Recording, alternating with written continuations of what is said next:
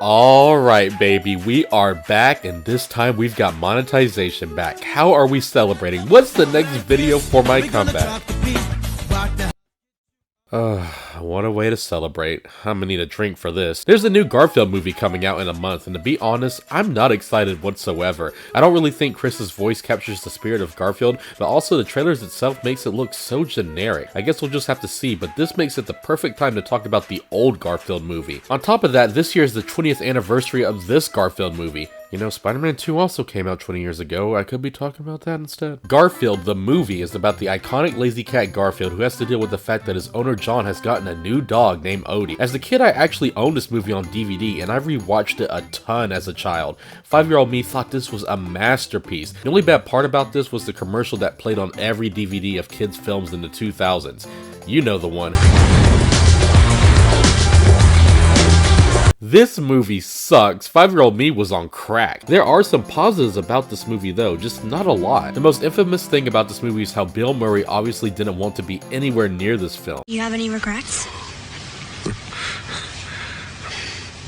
Garfield, maybe? He got confused by who was directing it. So throughout some scenes of the movie, Bill Murray sounds so bored, like he would rather be anywhere else. This is absolutely perfect. Garfield is smug, sarcastic. He's an asshole. Bill Murray's voice perfectly captures Garfield's personality to a science. Also, the CGI, while not amazing for 2004, it doesn't look that bad or off-putting, but there are some shots and facial expressions that Garfield makes that kinda look uncanny. When people actually got newspapers back in the day, my family would get them and I would always head to the comic section to read Peanuts and Garfield. What I think I love most about Garfield is how small scaled it was, but how much it worked. Most strips usually took place in the house or Garfield's neighborhood, but 7 out of 10 times it was funny. It didn't need some big adventure or something massive to happen to get a smile out of me. This movie is small scale for about 60% of the film, but for some reason it's just genuinely so boring. I didn't smile once watching this entire movie because the comedy is so bad. Okay, occasionally there is a good joke.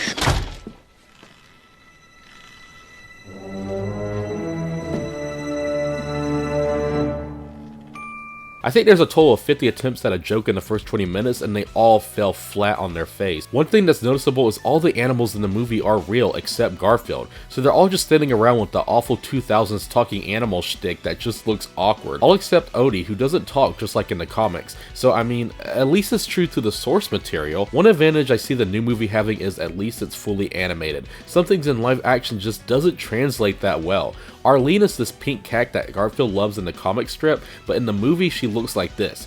I mean, it had to be this. Imagine a pink cat in live action, it just wouldn't work. The best actor of the entire film is definitely Odie. He's constantly adorable throughout the entire film. Basically, Garfield is hanging with Odie now and he absolutely hates every second of it. However, the movie gets to its highest points whenever they interact, fight, or start slowly bonding. And by the highest point, I'm talking this high. I think this movie's biggest downfall is when the small-scale plot turns into something big. Garfield's character in this movie is a tightrope act. He is perfectly balanced as an asshole, but someone who's funny enough to seem charming and likable. Get him, Garfield!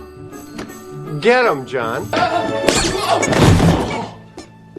There's my ball. The movie then does something that causes him to be extremely unlikable. He's kicked out of the house, sings a song called New Dog State of Mind. I've got no John. I've got no clout.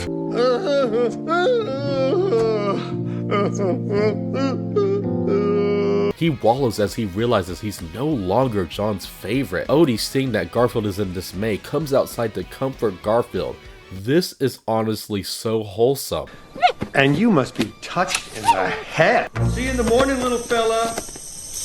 Then this causes Odie to run away and it becomes a rescue mission as Garfield travels to New York to get Odie from getting kidnapped from an evil television host or something. This is Garfield, we don't need a villain. The whole third act takes place in New York, and while there are some entertaining parts like when he's going through the vent, it ultimately makes the film feel like it's going on way longer than it needs to be going. At least Garfield isn't just getting Odie for his own selfish gain, right?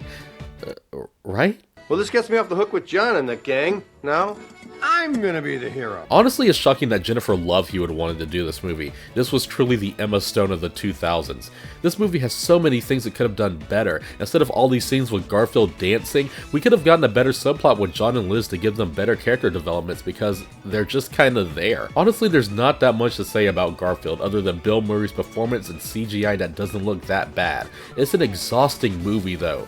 but if you're 5 years old, you will love this movie. But for a live-action Garfield movie, I think this was as good as it was ever gonna get. Okay, well, I mean, since I'm already here talking about this one, I might as well talk about the sequel. Peanut, will you please put down the drawbridge? I got a car full of groceries. Anything else?